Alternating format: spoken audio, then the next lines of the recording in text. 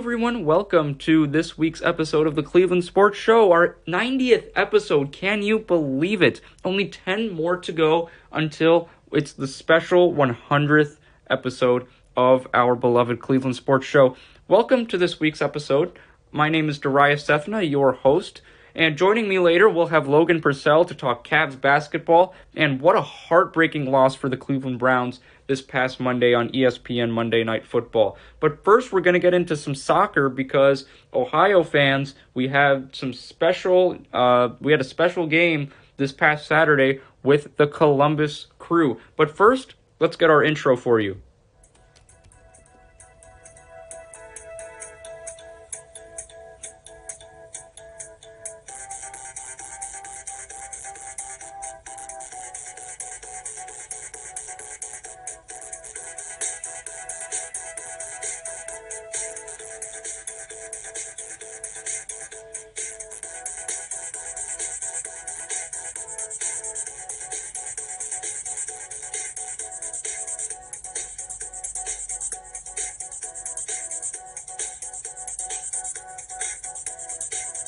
Ladies and gentlemen, this is Darius Sethna of NordoniaHills.News, and the Cleveland Sports Show starts right now. Hello everyone, welcome to this week's edition of the Cleveland Sports Show. I am your host, Darius Sethna. Thank you so much for joining me this week. 1 week before Christmas, and sports are always great in the winter time. We have basketball going on. Regular season of the NBA will be starting up in a few days. Obviously, Browns are doing so well, but they had a tough loss this past Monday. We'll get into that with Logan Purcell in our next segment of the show. But first, let's stay on the football side of things for right now with our sports fact of the day.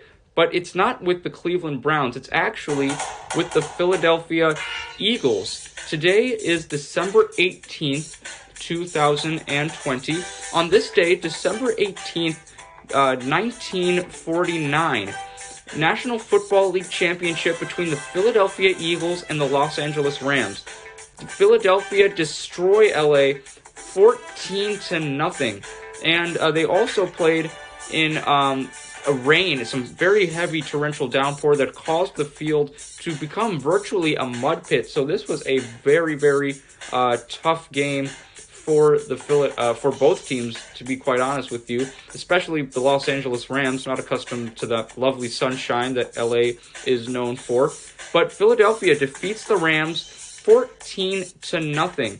This was the second of 3 NFL championships the Eagles won. The Eagles also won the NFL championship the year prior in 1948. Obviously, we just talked about 1949. They also won the NFL championship in 1960. The Eagles have also won a Super Bowl most recently. Their one Super Bowl victory was in 2018, where they defeated Tom Brady and the New England Patriots by a final score of 41-33. So, yeah, I know the Philadelphia 76ers Eagles wrapped up in the 76ers now because of how well their roster looks. But Eagles, as of right now, is Jalen Hurts the answer? We'll see. But they are in their struggles right now, so if you're an Eagles fan, I thought I'd, bring you to maybe the better days, the good old days of the Philadelphia Eagles. So you're welcome, I guess, for that one. But let's move on to our soccer action. And first, the Columbus Crew. 2020 MLS Cup Champions. That's right, I said it. The Columbus Crew, their second MLS Cup Championship since the team's inception in 1996. The other time the Columbus Crew won the MLS Cup was in 2008, where the MLS Cup MVP was Columbus player Guillermo Barros Scoleto, who won the MLS Cup MVP. He was the third player with this MVP award to win both the MLS Cup MVP and League MVP. So it's a very high feat to accomplish. And Lucas Zelarayan in 2020 is Columbus's MLS Cup MVP, and deservedly so. He is probably, I would say, the best player on the Columbus Crew right now. Gyasi Zardes is there, but you don't have this MLS Cup victory without Lucas Zelarayan. Zelarayan, 2 goals in the MLS Cup final, one in the 25th minute, and to seal things off in the 82nd minute. Derek Etienne also had a goal for Columbus in the 31st minute. And man, the Crew were just on it from the start. They were dominating the middle of the pitch. They were getting shots on goal. They were in Seattle's third of the field for the majority of the first half. They were lights out. Seattle came out very, very sloppy, and it showed early. After 32 minutes, they were already down 2-0. They did pick it up a little bit in the second half. Did Seattle? They actually ended the game defeating Columbus in terms of possession percentage. Sorry, I guess if you say that 10 times really fast, you're definitely going to get slipped up. 65% of the possession in the MLS Cup final this year going to Seattle, where if you can do the math, that means Columbus only had 35% of the possession. Seattle completes 471 passes, 259 completed for the Crew. But hey, the only stat line that matters to me is that score line. 3-0 Columbus. They demolish the defending champs Seattle Sounders at MAPFRE Stadium in Columbus. And that, ladies and gentlemen, was the last game at the historic MAPFRE Stadium in Columbus. And if you think about it, the broadcasters on Fox were talking about this as well. The Columbus Crew may have not even been here if it wasn't for the fan support in the Columbus area. A lot of us heard about the Crew possibly moving to Austin, Texas, and, Crew fans, said, no, we don't, they protested against that.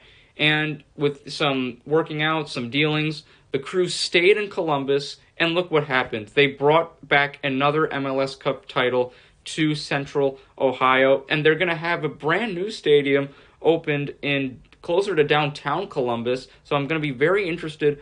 I might have to make that 2.5 hour drive south on I-71 to see a Crew game. I've been to MAPFRE Stadium, but I'm very excited to see what this new stadium is going to be like for the Crew. It's going to be their first season, obviously, in that stadium, and what a way to start it as defending MLS champions. So excited to see what the Crew are going to do next year with their team, see if they can defend their title hopes. Obviously, such a better ending for the Crew than it was 5 years ago in 2015 when they were basically down the whole game. They lost that game 2-1 against the Portland Timbers, another Pacific Northwest rival, and they went down early in 30 seconds within the game. It was just a mess. This game was so much cleaner for the Crew, so much more comfortable to watch if you're an Ohio soccer fan. And I just talked about the Crew defending their title.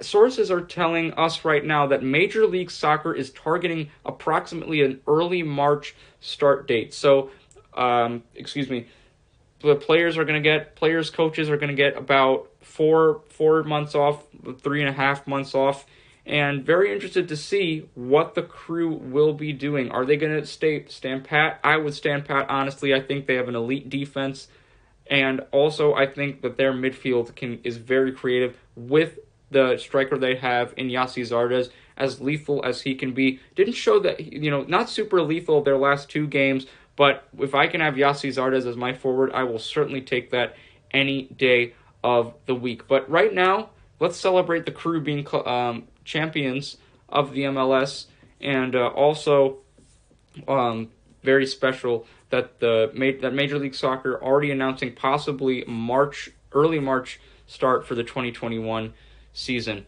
That we're not done with soccer news just yet because we have to take a trip over to the Premier League. I usually do Premier League first, but because the Crew are MLS Cup champions, I've had that on my mind all week. I was so happy to share my passion about that with you. So let's go to Premier League right now. I'll give you a quick update on that. Match day 14 of 38 will be taking place this weekend. Our matches include the following: Crystal Palace facing off against Liverpool, Southampton, Manchester City, Everton, Arsenal, Newcastle going up against Fulham, Brighton will be facing Sheffield United, Tottenham Hotspur taking on Leicester City, Manchester United taking on Leeds United. West Brom will be facing Aston Villa.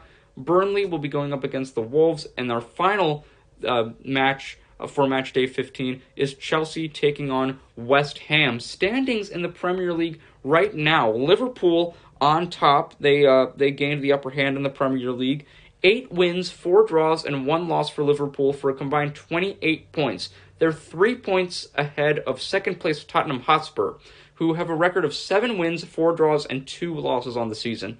Southampton has a record of 7-3-3, 7 wins, 3 draws, 3 losses, for 24 total points. Leicester City comes in at 4th place with 8 wins, no draws for them, but 5 losses. So that's why they're all the way in 4th place with 24 points. And Everton with 23 points, 7 wins, 2 draws, 4 losses. I'll tell you, it does not get more competitive in the MLS Cup, the Premier League standings than it is right now. All these teams literally 1 point apart. Aston Villa is in 11th place, and for example, they're in 11th place. They have 19 points because the 10th place Wolves are a point ahead of them with 20 points, and they're only in 10th place. It is extremely competitive right now in the Premier League. Liverpool, honestly, are quite lucky to have a nice cushion of 3 points. But guess what? That cushion might not stay for long, depending how our matches go this weekend. Let's get you some updated stats in the Premier League. Dominic Calvert-Lewin, Mohamed Salah, and Son Heung-min are all tied for first in top scorer for the Premier League this year. Each of those players with 11 goals. Jamie Vardy of Leicester City comes in at 2nd place. He has 10 goals on the season. So we have 4 players in the Premier League right now who have hit the double-digit scoring margin. In 3rd place with 9 goals, each player of these players with 9 goals include Harry Kane of Tottenham and Patrick Bamford of Leeds United. Harry Kane with 10 assists, the only player in the Premier League. I keep wanting to say MLS for some reason. I have no clue why. I think I'm just so excited about the crew. But Harry Kane in the Premier League with the only player right now with double-digit assist tallies. Kevin De Bruyne of Manchester City with 6 assists. Jack Grealish of Aston Villa comes in at 3rd place with 5 assists. So those are your top 3 assist leaders in the Premier League so far. Now, let's join me in my second segment where I talk about Cavs basketball and the tough loss the Browns had and what's awaiting for them. Join me in that next segment, part 2 of episode 90 of the Cleveland Sports Show, where Logan Purcell will join me. I'll see you there.